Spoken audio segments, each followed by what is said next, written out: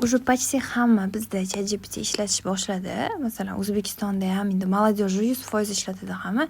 Lekin вот насчет старшего поколения, katta opalarimiz ham ishlatish boshlashdi. ChatGPT juda yaxshi, foydali deb bilishyapti. Вот, например, даже любой narsa yozsangiz, menda temperaturam bor, nima qilay desangiz, точно narsa aytadi. Lekin qo'rqmasak bo'ladi. Undaqa doktorlarga o'xshab har xil undaqa опасный, например, dori ichishing kerak, undaqa qilishing kerak deb опасный dorilarni rekomendовать yoki unaqa qilmaydi. Всегда к доктору bor deydi, если ситуация критический bo'lsa.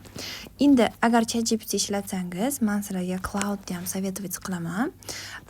Вот, shunaqa yozib, App Storedan skачать qila olasizlar. CLAUDE Cloud deyiladi. Cloudni yaxshi tarafi, menga hozir Cloud ko'proq yoqyapti. ChatGPTdan ko'ra endi hammaga har xil. Nimaga? Chunki u более aniqroq beradi javobini. Masalan, men o'qituvchi bo'lmoqchiman, nima qilsam bo'ladi?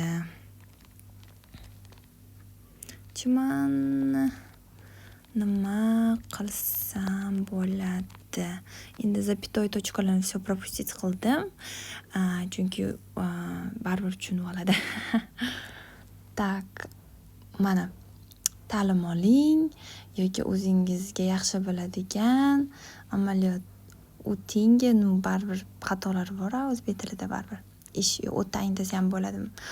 Xo'p, endi eng yoqqan tarafi menga Cloudda juda ham qisqa ChatGPTga ko'ra javob beryapti. Mana shu bitta ekranda sig'di hamma javobi. Oxirida mana savol beryapti. Bitta savol, основной bitta. Qaysi fanni o'qitmoqchisiz? Bitta boshlaysiz. Matematika o'qitmoqchiman. Keyin boshqa savol beradi. Shuni bitta ketadi. ChatGPTda bizda bilasizlar, oxirida 2-3 ta savol beradi. Mana shu yerda sal qiynalasiz. Unga javob beraman, birinchi bunga javob berasiz. Masalan, temperaturani so'rayapti, bunga javob beradi, pastiga unga javob beradi. Endi bilmayman.